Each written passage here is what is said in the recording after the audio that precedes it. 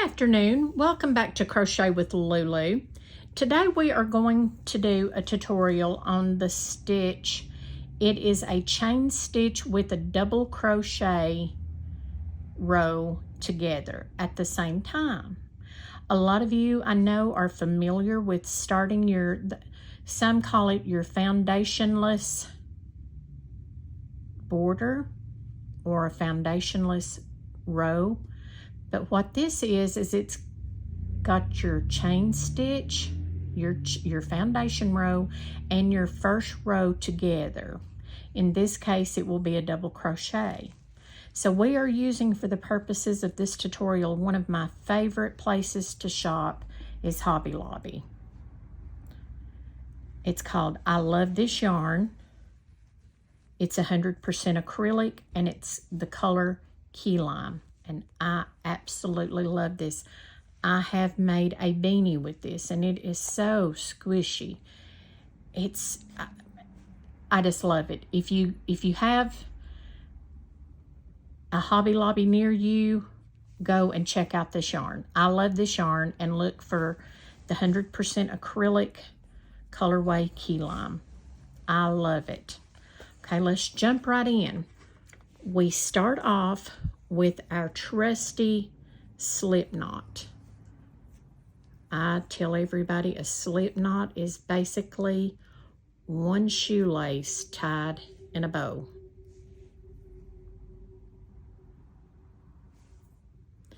Put your hook in. You want to tighten it just a little bit. You don't want it real tight because you've got a chain stitch to make here.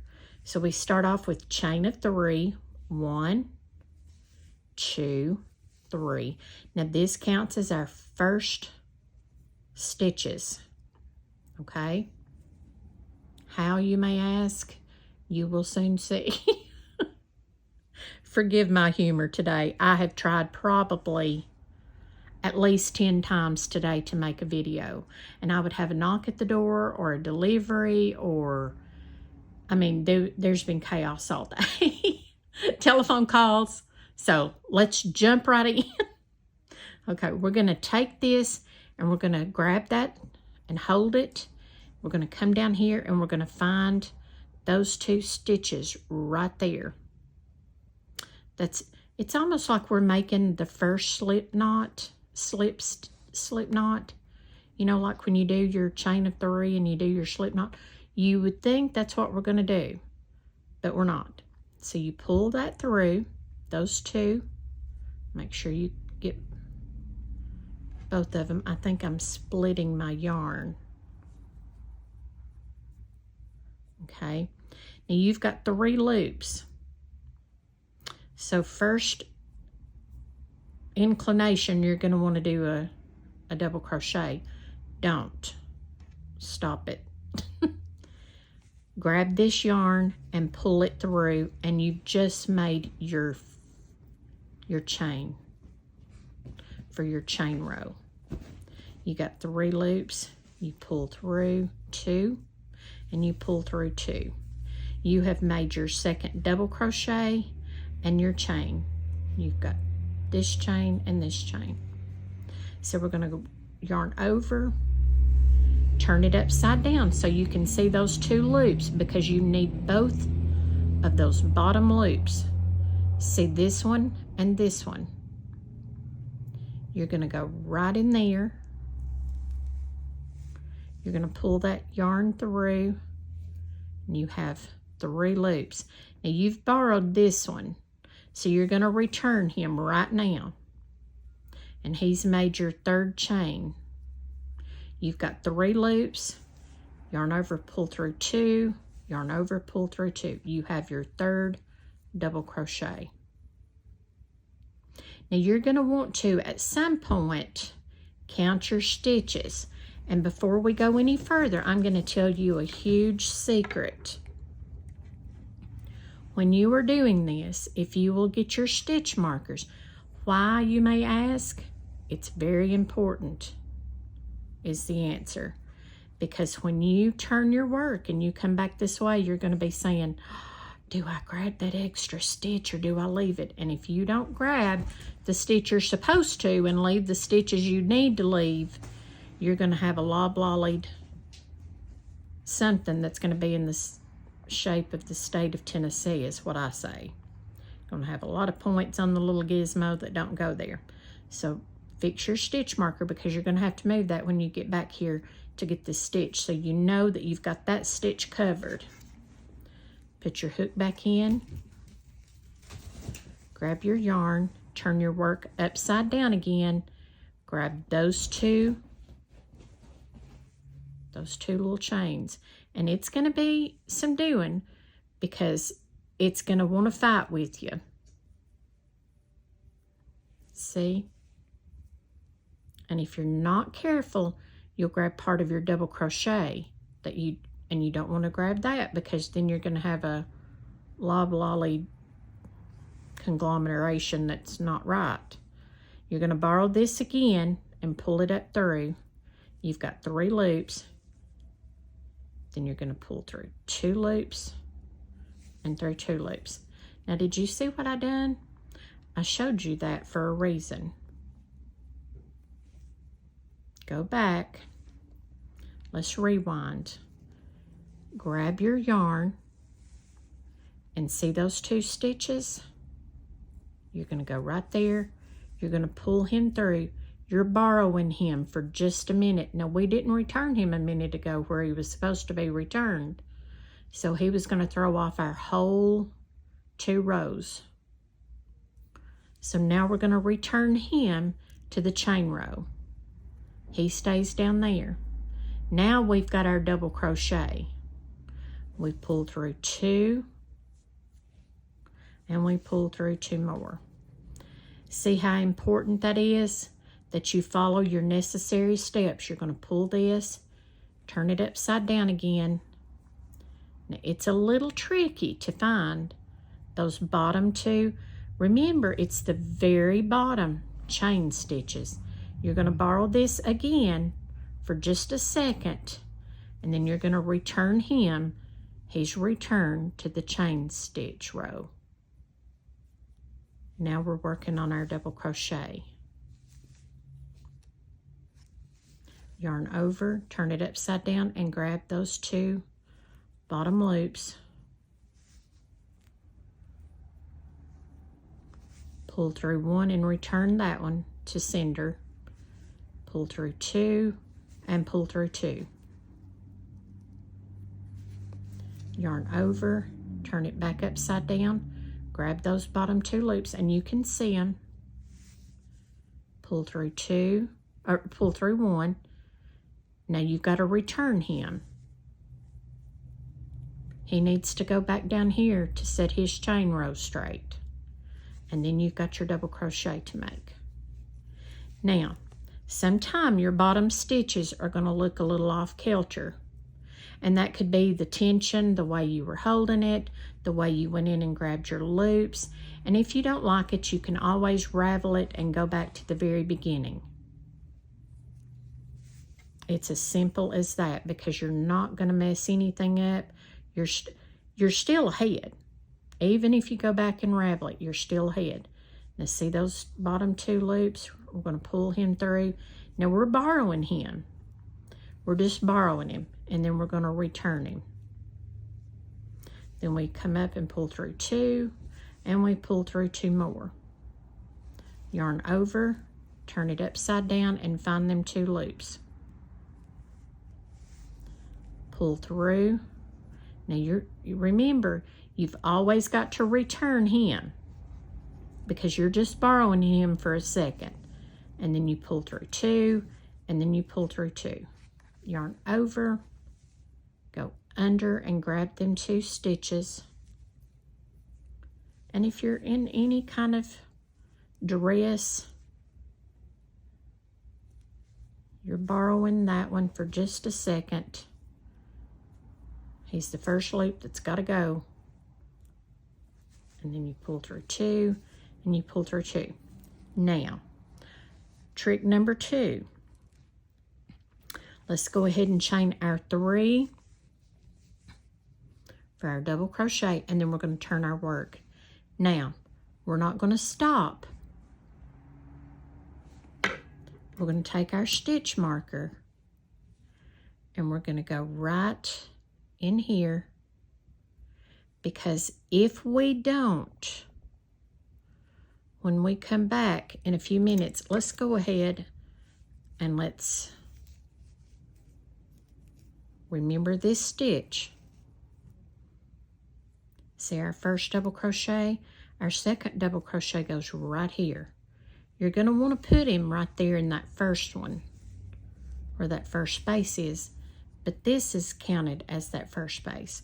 So now we're going to pull this up, and we're going to go ahead and we're going to put our stitch marker number 2 right in under those 2 loops, because that's going to be the last stitch on our way back out of here. You see what I did? Now I've got to move him before I can put a stitch in that space. I know that I've got to get that space. If you don't, you will be a stitch too many or a stitch less. Now at this point, what you should have done was you should have stopped and counted your first row double crochets.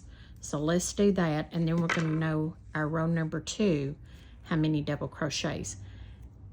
1, 2, 3, 4, 5, 6, 7, 8, 9, 10. So we know this one's going to have 10. So we've got 1, 2, 3, 4, 5, 6, 7, 8, 9. Now you see how much that number 9 looks like it's the last stitch in the row, but remember why we placed that stitch marker there. So now we've got to move it.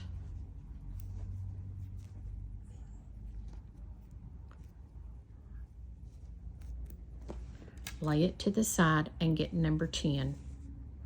It's that quick and that simple. It's like when you're using a sewing machine and you use those pins for a reason. It's not just to keep your row straight, although that is the biggest thing. It's to let you know where the row is that you're keeping straight. Now again, we don't go back into this stitch because this is our first stitch. We're going to go right in here, and then we're going to stop and put our stitch marker right here at the top of that number 3, so that when we come back this way again, and we're going to come down this road again, we've got 2 double crochet, 3 double crochet, 4 double crochet, 5 double crochet, 6, 7,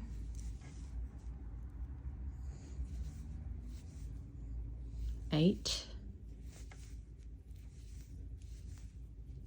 9,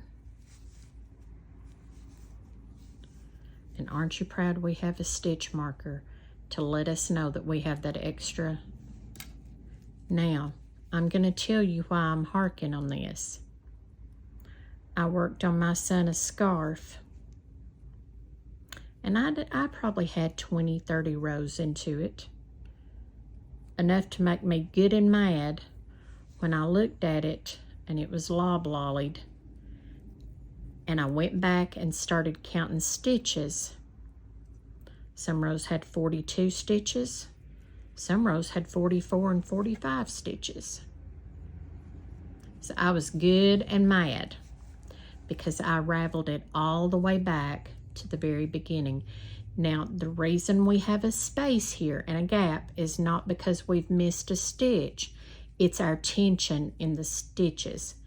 We've always got a space between double crochets, but it's according to our, so if you will grab that and tug it when you get to that last stitch and wrap it an extra time around your finger and go 1, 2, 3, when you come back to do your second crochet, that's going to tighten those 2 stitches up for your second row, and it's going to help. When I make my beanies, I pull it so tight you almost feel like you're going to break the yarn. And do not forget to put this in that third 1, 2, 3 right there, because you're going to have to move it when you come back through. But that will help tighten it up. I didn't have my tension tight enough, and I didn't have my stitches tight enough. As you can see, one side is up and one side is down. So you always have to be mindful in crocheting, especially if you're doing anything in the square. Now what this prepares us for is making square coasters, scarves, mug rugs, washcloths, dishcloths, anything you need to keep a square. You're going to want to use stitch markers. When I saw that the other day, it was a YouTube video tutorial, and she was making an item, and she made the large square, and then she was going to fold it over and sew up part of it, and then sew it the rest of the way up. And I thought, what in the dickens is she using stitch markers for? But how easy this would have been to have had 2 stitch markers that I had to move from time to time versus raveling a whole scarf. Well, not a whole scarf, but there was a bunch of rows in. There was 20, 30 rows in. So this would have been very important had I done this, and I didn't. And I could have counted my stitches as I went along. And if you're in doubt, count every 10 stitches and put a stitch marker in. That way you kind of know where to go back between those stitch markers and go down to you can say 1, 2, 3, 4, 5, 6, 7, 8, 9, 10, and then 1, 2, 3, 4, 5. You see what I'm saying? And then at least you know between those 2 stitch markers, you've got your 10 stitches. So make you a chain. Now this doesn't look pretty because of the, like I said, the way your tension, everybody's tension and gauge is going to be off somewhat. As we say in the South, a hair or a little dab. You're always going to be off somewhat compared to somebody else's because your tension's going to be tighter. When I do my beanies, like I said, I pull mine so tight that you can see where you can see the little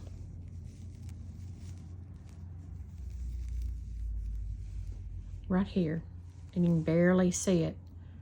You can see my seam, but see how neat it is? But you can see that I do have a seam.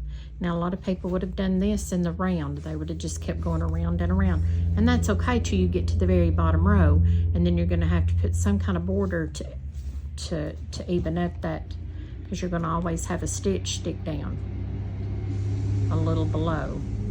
So I like to pull mine real tight when I'm turning. I'll just show you right now.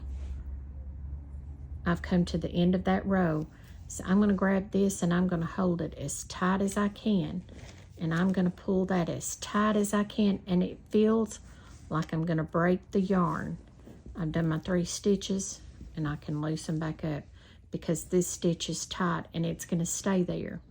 So I'm not going to have big old gaps in between on my seam.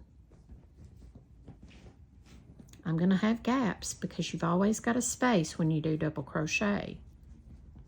But you can't tell it one from the other.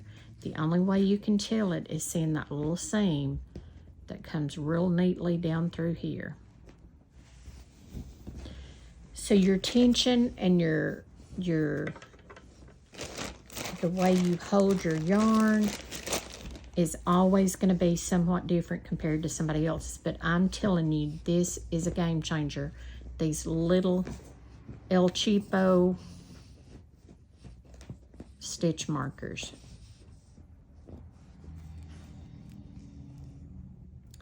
And then counting your stitches. You know, there's a song, Count Your Blessings One by One. Count your stitches one by one.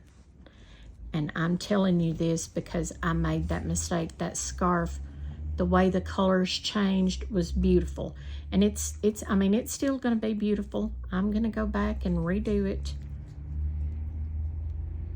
But my colorway is going to lay a little different now. And that's okay. But see how easy having those 2 stitch markers made telling where that stitch is. I know that I've got another stitch right here when I come to the end, because when I'm pulling this, when I get right here, that's gonna lay like that right there if I didn't have that stitch marker. And I'm gonna think, oh, okay, I'm at the end and I'm gonna do this one. And then my next row, I might even shorten it up by 2 more stitches. You know, these are very, very cheap and they're very important. My friend made me stitch markers out of safety pins. And I love them.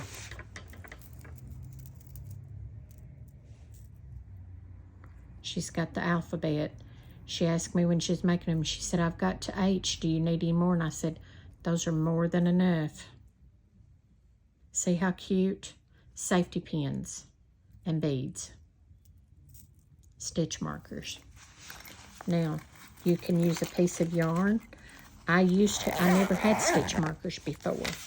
I would always take a piece of the yarn and clip it, and then I would lay it in between that stitch and over here in between that. But you'll want a different color so you can see it. A bright red or orange or some other color than what you're working with. Remember your foundation chain and your double crochet, and see how quick we're 1, 2, 3 rows in. Counting our foundation row, we would have had a foundation row plus 3 rows. We done 2 at one time. So do this and remember how easy that was. And don't forget to count your stitches and use your stitch markers, because that will save you a lot of headache and hassle in the long run. Now I can ravel this back and I can reuse this yarn. I may make a scarf for myself with this. I made my beanie and I love my beanie out of it. I love this key lime color. I love key lime pie. So just remember how easy that foundation chain and double crochet row was to make, and using your stitch markers. Count your stitches and enjoy. And please like, subscribe, and share my channel. Leave me comments. Let me know if this helped you. It was a game changer with me when I learned how to do this row. And when she showed those stitch markers the other day, she was working in the square. And I thought, oh, wow, that's a lot of work. But it's not a lot of work. It's really less work to take those 2 stitch markers and attach one on this stitch and one on this stitch versus having to ravel 20, 30 rows in because you've not counted your stitches. I did that. I'm raising my hand. And because I didn't have stitch markers to mark my stitches, and that would have kept it square, and I wouldn't have had this and this effect. So enjoy. please let me know if you've used this and how you like them and how you like making your foundation chain row with your first row. Now you could do that with other stitches. If I don't keep shaking the camera and making you dizzy, you would just chain 2. If you wanted a half double crochet row, chain 2, 1, 2, yarn over, go through your first, just like you're going to join with a slip stitch, go through and catch those 2, pull through. Now don't forget, you've got to return him. He never gets to stay but a second. And then you're going to grab this and pull through both loops. You have a half double crochet. Yarn over, pull through, go back under here, turn it upside down now to get both of those loops. Pull it up, and you're borrowing him for just a second. You just wanted to say hello, goodbye, he's gone, sayonara. Pull through all 3. You've got 3 half double crochets, 2 half double crochets, and 2 chains. Yarn over, go under here, grab them 2 little chains, pull him up, hello, goodbye, and pull through all 3. 1,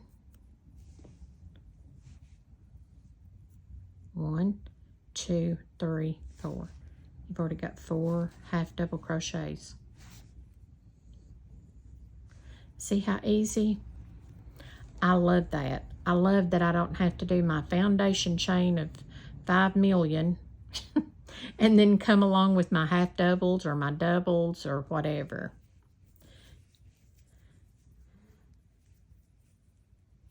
So there we go. If you want your double crochet, do 3, because that counts as your first double crochet. We grab this one and we go through those 2 loops right there. Just like we're going to join with the slip stitch, we pull him up and he's got to go. He's got to go back. So we send him back, and then we come through 2, and then we come through 2. We have 2 doubles. Yarn over, turn it upside down, and get those 2 chains right there. It's 1 chain, but you're getting 2 loops. Pull it through, and you're borrowing him for a second, and he's got to go back. Pull through 2, pull through 2. That leaves your chain row and your double crochet row. And use your stitch markers. You're going to want to come back over here and go 1, 2, 3 right up here in the top. That way you got to move him. When you come back across the top, you know you've got 1 more stitch right here. And then you would want to put this one at the end of this row. So please let me know if you like this, if this is helpful, and enjoy making your stitches and making your scarves. With the double crochet, you can make a scarf. Just don't forget to count your stitches and use your stitch marker so you know which stitch on which side. Thank you for tuning in. I hope everyone has a wonderful rest of the Tuesday afternoon. Be safe and be kind.